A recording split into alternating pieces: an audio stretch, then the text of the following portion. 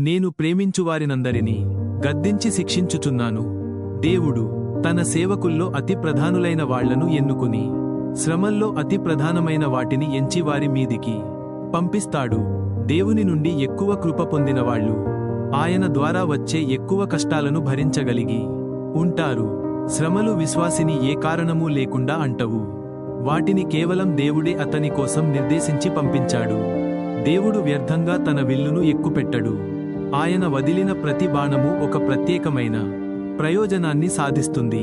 దాని గురికి తప్ప మరెక్కడా అది నాటుకోదు. విశ్వాసులంగా మనం తొణకకుండా నిలబడి శ్రమలను అనుభవించడం ఎంతో మహిమకరం.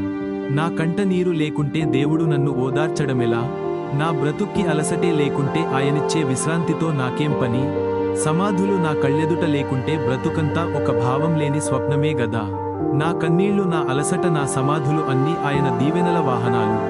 వాటికి కష్టాలని పేరు కాని నా దేవుని ప్రేమ గుర్తులే కదా అవి. ఆత్మలో గొప్ప ఆవేదన జ్వాలలు చెలరేగిన క్రైస్తవులే.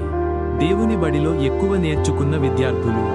క్రీస్తును ఎక్కువగా తెలుసుకోవాలని నువ్వు ప్రార్థిస్తున్నట్టయితే ఆయన నిన్ను ఎడారిలోకో లేక బాధల కొలిమిలోకో తీసుకువెళ్తే ఆశ్చర్యపడకు.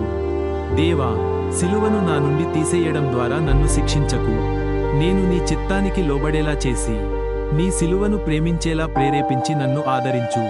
నిన్ను నిండు మనస్సుతో సేవించడానికి సాధనమేదైనా సరే అది నాకు దయచెయ్యి. నాలో నువ్వు నీ నామాన్ని మహిమపరచుకునే ఆ గొప్ప కృపను నీ చిత్తం చొప్పున నాకు అనుగ్రహించు.